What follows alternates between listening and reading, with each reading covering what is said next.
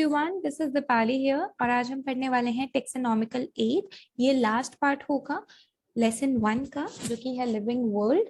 Right, तो हमने अभी तक क्या क्या पढ़ा? टेक्सोनॉमी के बारे में पढ़ा हमने।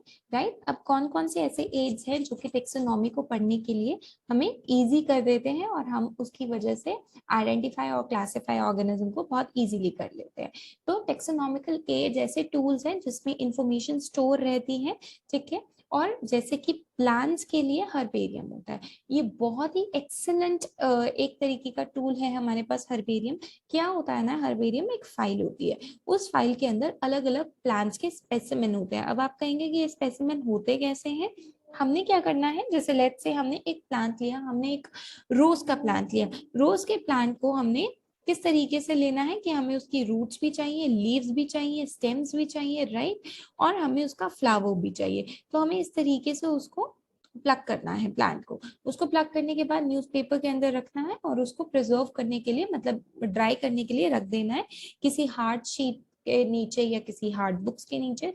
2-3 दिन में वो क्या हो जाएगा, वो ड्राई हो जाएगा। ड्राई होने के बाद आपने उनको लेबल करना है कि उसकी वेनेशन कैसी है, वो कौन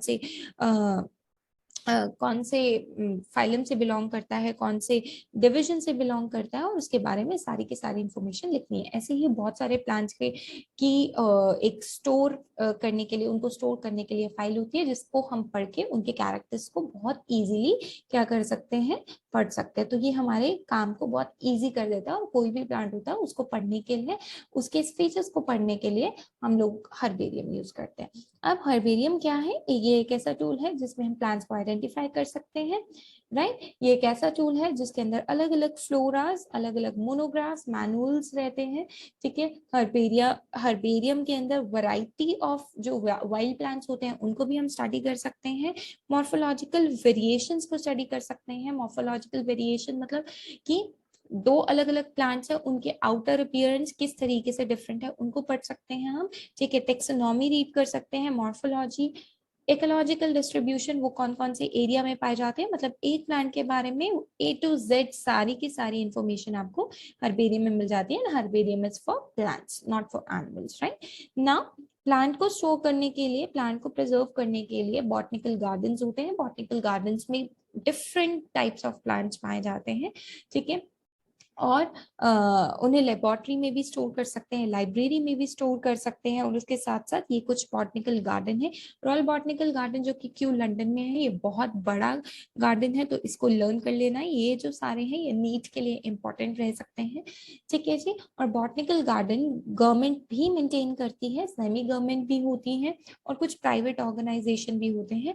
बॉटनिस्ट कौन होते हैं? जो प्लांट को स्टडी करते हैं, वो उनका लुक आफ्टर करते हैं। राइट, अब बात आती है म्यूजियम की। तो म्यूजियम में प्लांट्स और एनिमल्स दोनों ही पाए जाते हैं, उनको प्रिजर्व करके रखा जाता है ताकि टाइमली उन्हें स्टडी करा जा सके। इसमें algae, fungi, mosses, fruits, ferns, इन सबको हम पढ़ सकते हैं। जार होते हैं, ठीक है, जार के अंदर एक लिक्विड होता है, उसको बोलते हैं फॉर्मल्डिहाइड। वो क्या करता है, सॉल्यूशन, प्रिजर्वेटिव सॉल्यूशन है, जो कि उसको लंबे समय तक प्रिजर्व करके रखता है उस ऑर्गेनिज्म को।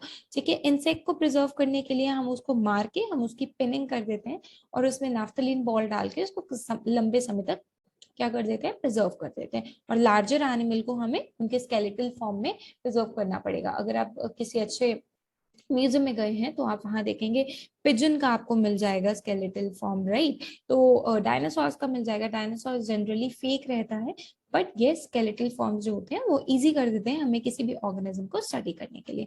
नेक्स्ट है आपका जोलॉजिकल पार्क। तो जोलॉजिकल पार्क यानी जू की बात हो रही है, आसपास के एरिया में रहते हैं।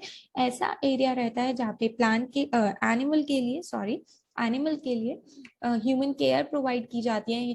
ठीक है, और उनको इस तरीके का इन्वायरमेंट दिया जाता है जैसे कि वो अपने ही नेचुरल हैबिटेट में रह रहे हैं।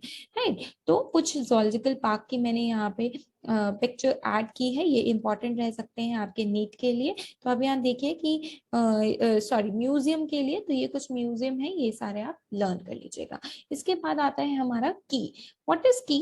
की क्या होती है? की से हम किसी भी ऑर्गेनिज्म को आइडेंटिफाई कर सकते हैं on the basis of their similarities and dissimilarities.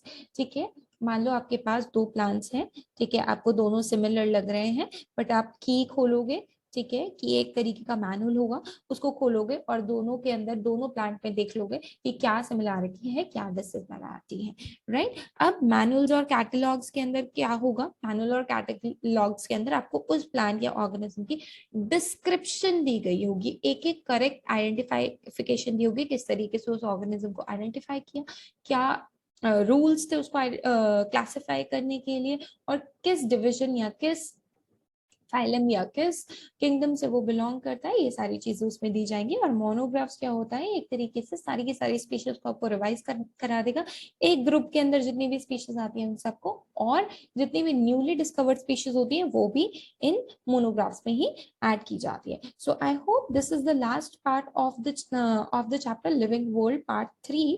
I hope आपको समझ में आया होगा। अगर वीडियो अच्छी लगी तो प्लीज चैनल को लाइक कीजिए, सब्सक्राइब कीजिए, and thank you for watching.